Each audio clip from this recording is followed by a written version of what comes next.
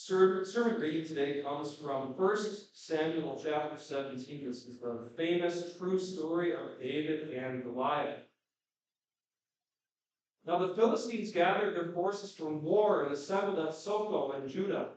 They pitched camp at Ephes-dammim, between Soko and Azekah. Saul and the Israelites assembled and camped in the valley of Elah, drew up their battlement to meet the Philistines. The Philistines occupied one hill and the Israelites another, the valley between them. The champion named Goliath, who was from Gath, came out of the Philistine camp. His height was 6 cubits in a span.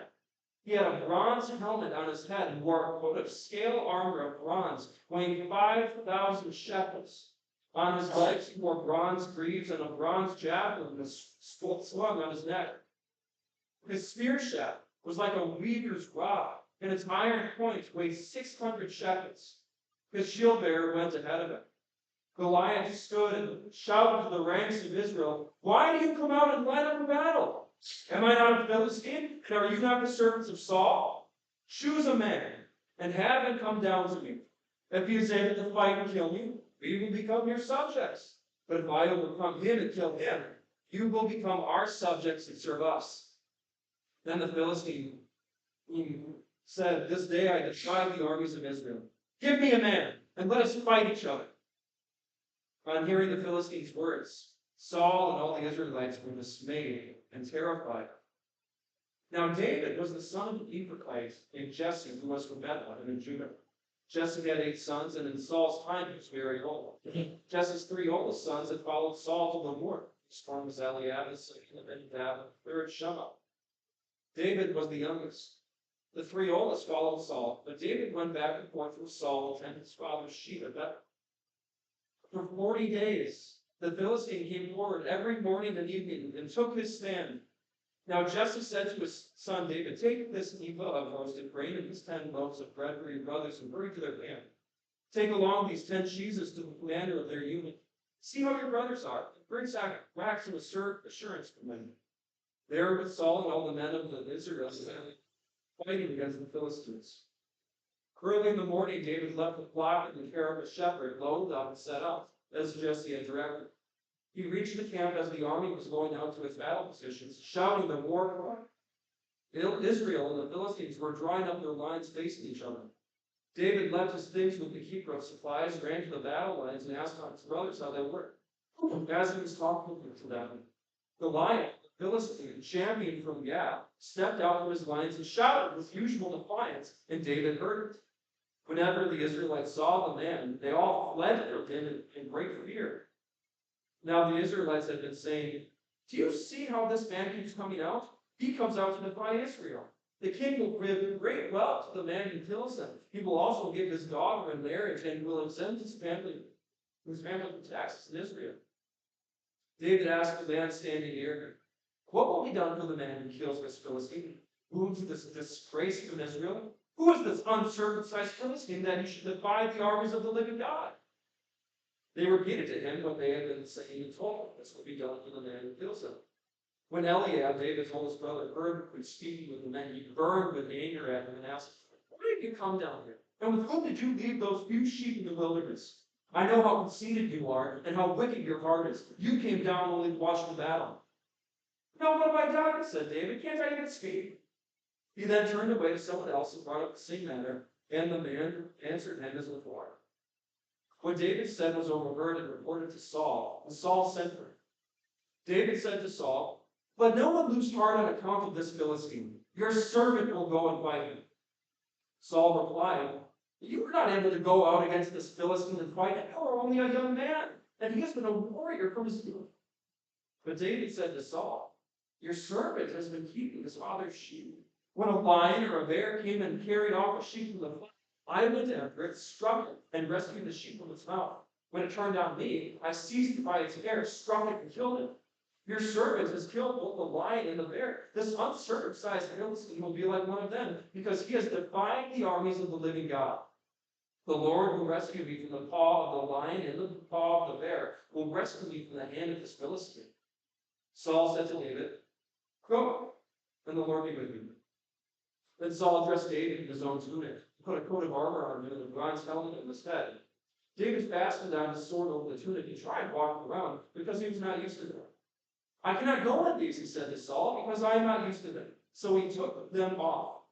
Then he took his staff in his hand, chose 5 smooth stones from the stream, put them in the pouch of his shepherd's bag, and with his sling in his hand, approached the Philistine.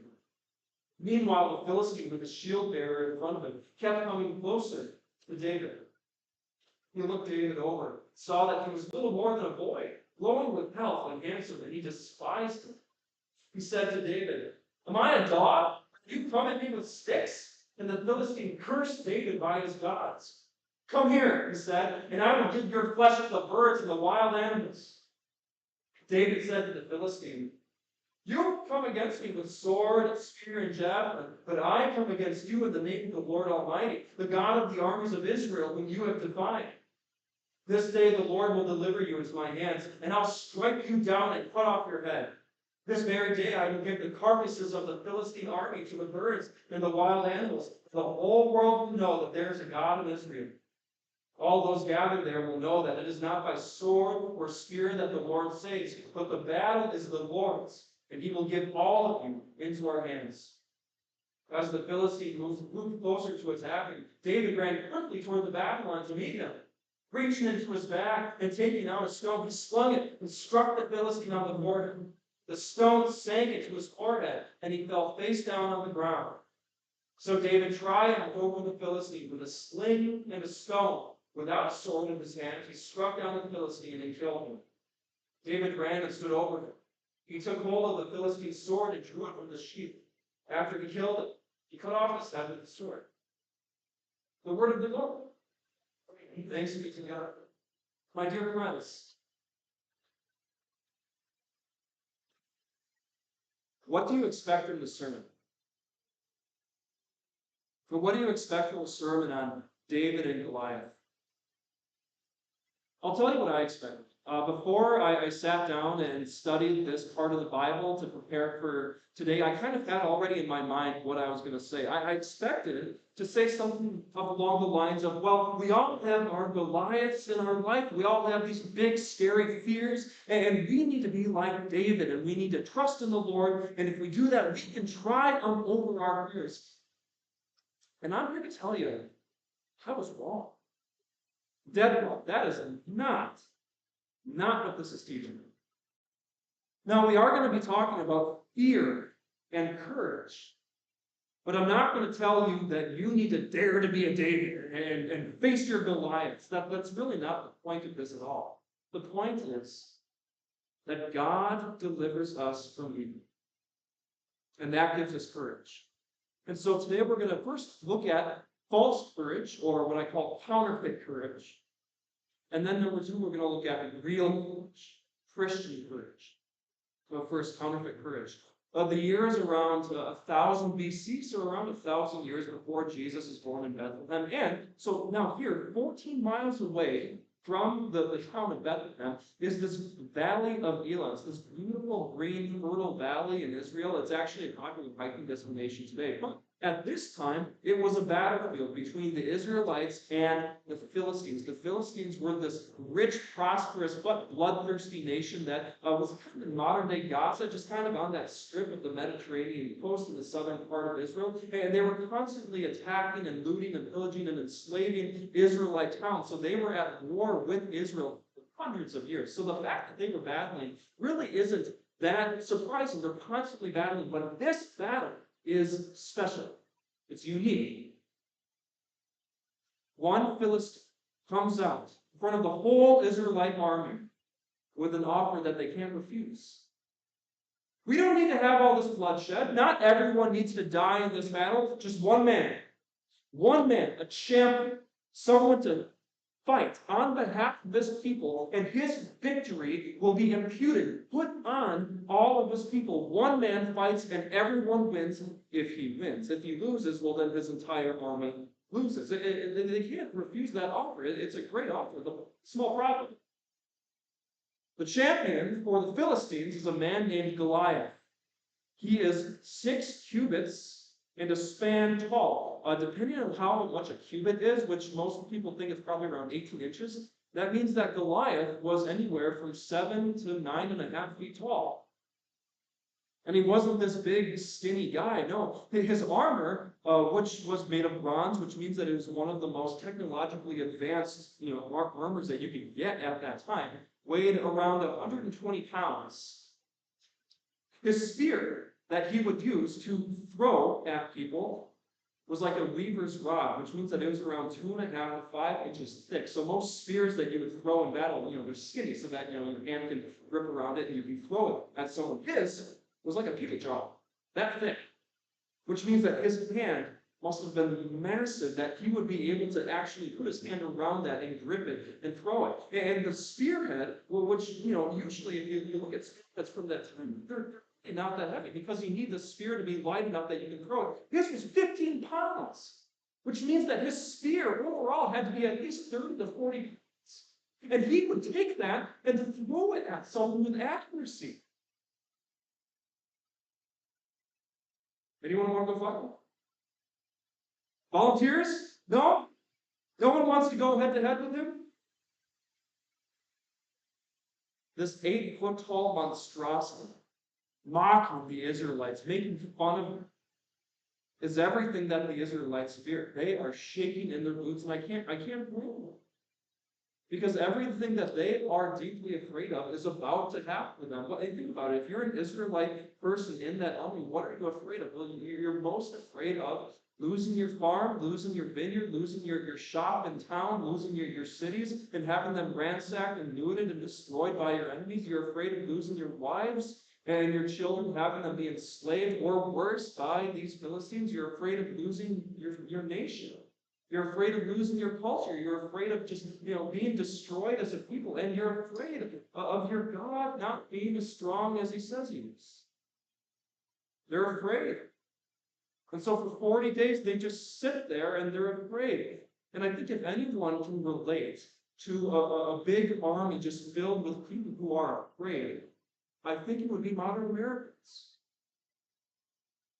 I did a little bit of research before today. One of the best articles that I read, it was a poll of 2,000 Americans, and over 2/3 of these people, over 2/3 of Americans, admit that they are fearful and anxious about the future.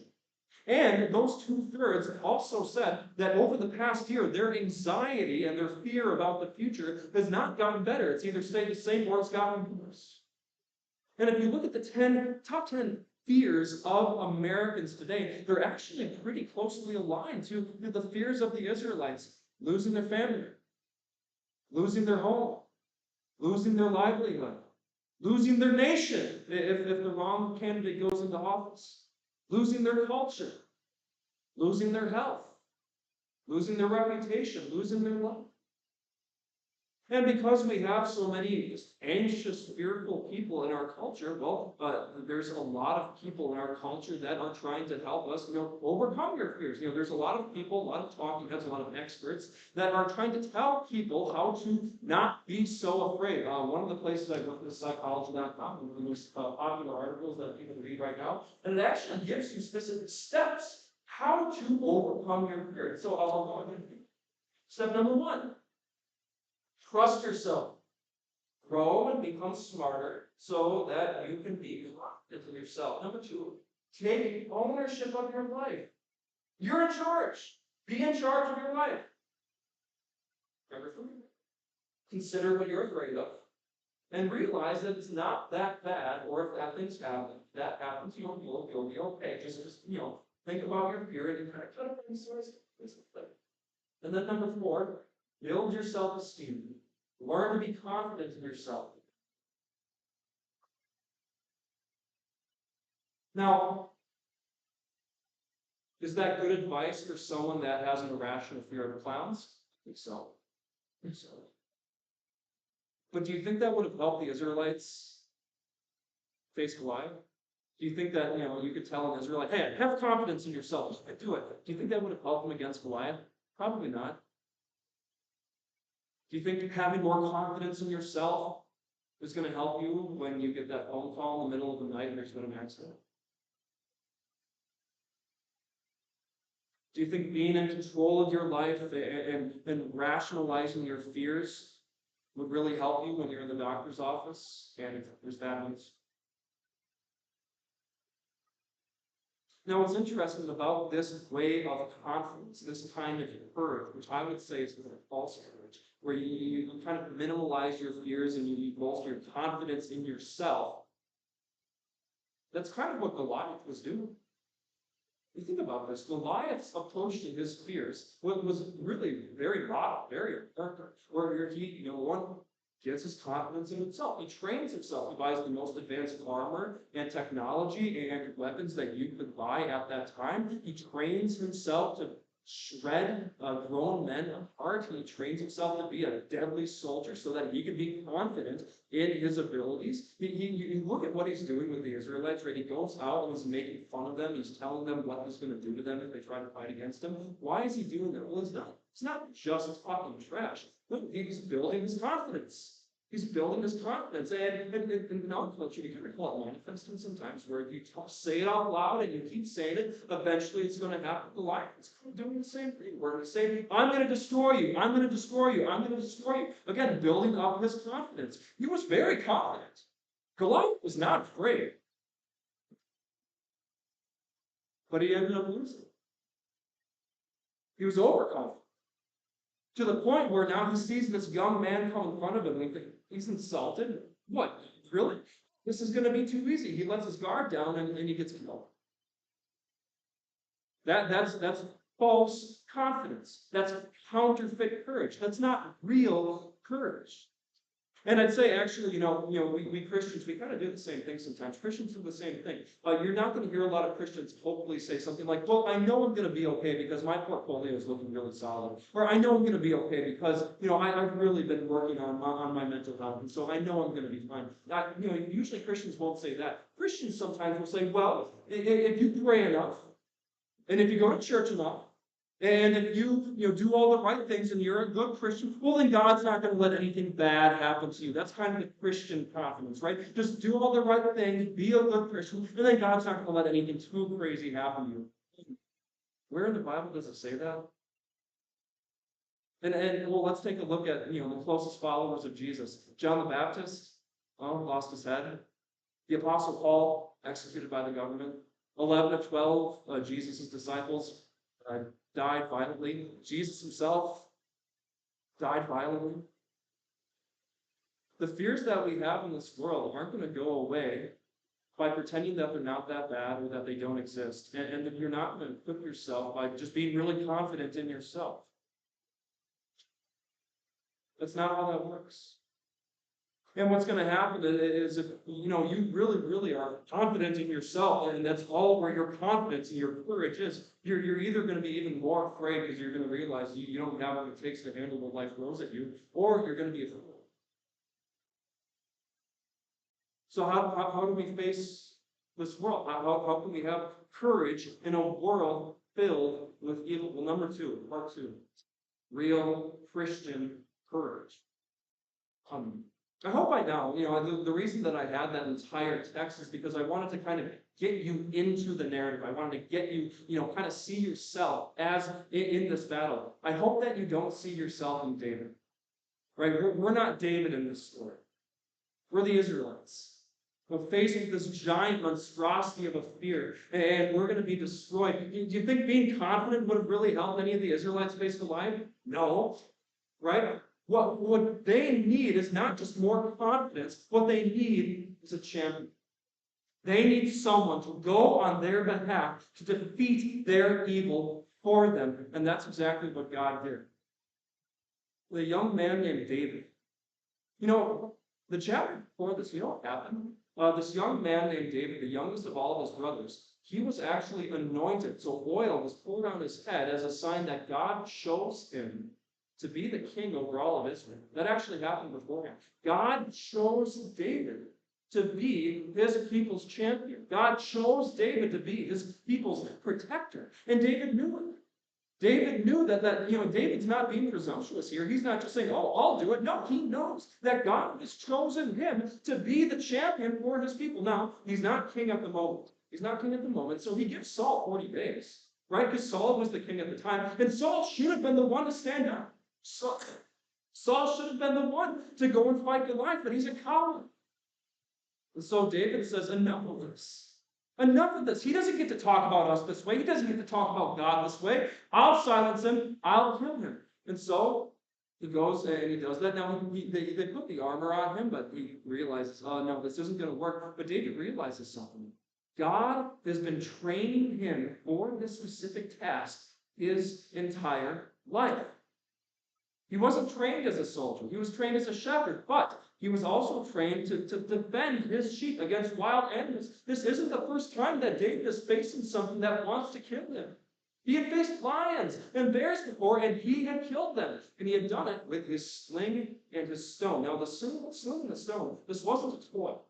Okay? Slings and stones were actually used by a lot of ancient armies. The Romans used them, the Greeks used them. A lot of ancient people used slings. Now, what was it? It's kind of like this thin rope with this little piece of leather in the middle. And you put a stone or some sort of projectile on that leather pouch, and you would swing the stone around, and then you would let go of one of the strings, and you could shoot that projectile. And someone with enough training and enough practice could actually sling a stone 60 miles per hour with deadly accuracy. And so David had been training for this battle this entire time. And he knows it.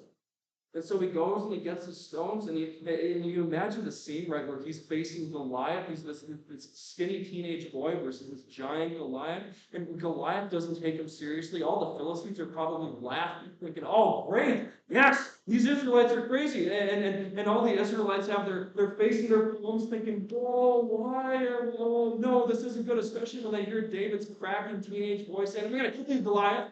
But then, he doesn't. Just like all the times before, practice makes perfect. Hits Goliath right between the eyes. Goliath falls. Then I want you to see exactly what's happening. David doesn't rise above his weakness to defeat Goliath. David doesn't defeat Goliath in spite of his weakness. He defeats Goliath through his weakness. It is because David's a kid. It's because David hasn't been trained as a soldier. It's because David doesn't have armor that Goliath doesn't take him seriously. And it's because David has been training as a shepherd for so long that he is able to kill Goliath in this way. My friends, this is how God delivers us from evil. Now, I want you to think about all the things that you're afraid of. Think about the things that you are most afraid of. Losing your family, losing your spouse, loneliness, losing your reputation, being exposed as a fraud or a liar, having all the dirty laundry put out there for everyone to see, losing your health and watching your body and your mind decay, losing your nation, losing your country, your way of life, losing your life. I'm not going to tell you that all these things aren't real, because they are. They could happen. I'm not going to tell you that these things aren't that big of a deal. No, they certainly are. But I do want to tell you this. Whether you know it or not, the thing that you are most deeply afraid of is hell itself. Hell is really the culmination of every single one of your fears. In hell, you are rejected by God forever.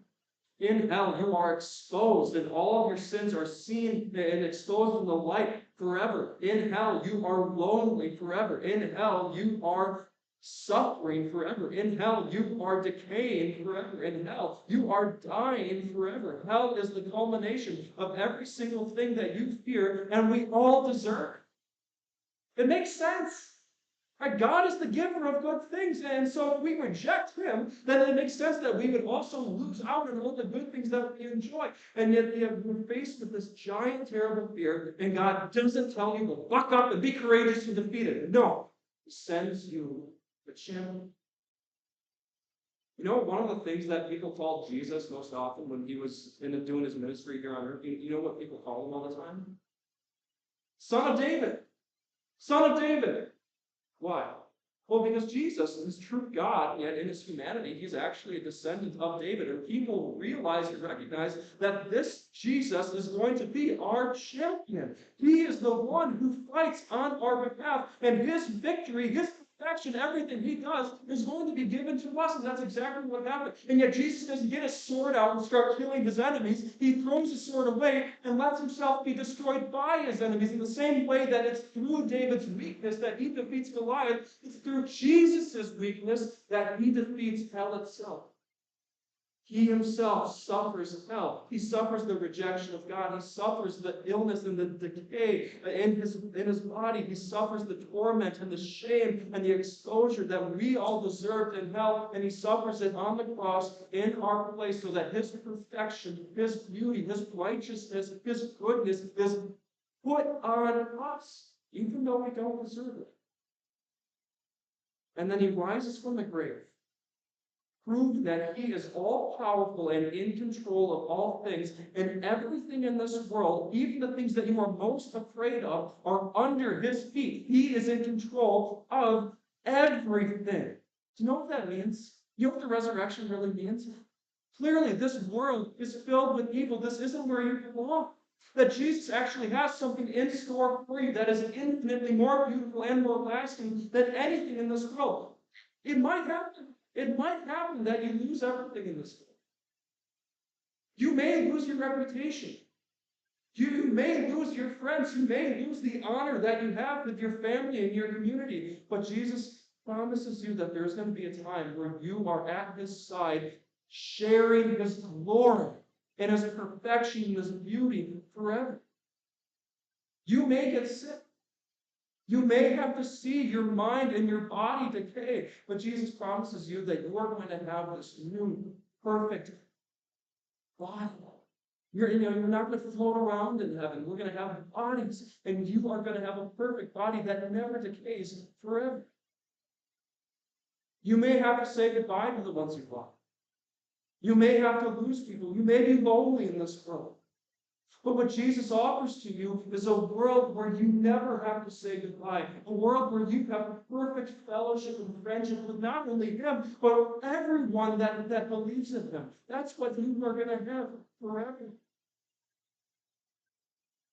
Christian courage is not a lack of fear. There's plenty of things to be afraid of, and to be honest, there's some things you should be afraid of. Christian courage is not a lack of fear.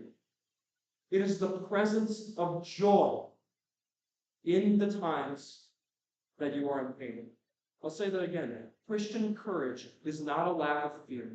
It is the presence of joy of what is to come, even during your darkest moments. And you may ask, well, Pastor, what does that look like? I mean, we've been talking so abstractly about courage. What does courage look like in the life of the Christian? I'll say this. Go for the last 2 months. We've been talking about Shadrach, Meshach, and Abednego. Right? You think they weren't afraid of King Nebuchadnezzar? You think they weren't at least a little bit afraid of the fiery furnace? You think that they really thought, it's not going to be that bad? They knew. But they also knew that the God that they had a God who knew them, loved them, and forgave them, and promised them that they would be with him forever. And they knew that their God was so good and so wonderful and so merciful that they refused to worship anything less. And they knew that even though this fire may destroy them and hurt them, that the pleasure and the beauty of heaven is so great that it wasn't even worth comparing. So that gave them courage to stand up to Nebuchadnezzar. You think Paul and Silas, you think they probably knew that they were risking their lives? They knew. They go into Philippi, they knew that they were, patriotic Romans. They knew that if they were preaching a God that wasn't the Roman gods, they might suffer for it, they might die for it. They knew. But they also knew that what Jesus was doing through their work was saving people forever. And that gave them joy. And that gave them courage to share the gospel. You think Esther wasn't a little bit afraid to go to King Xerxes?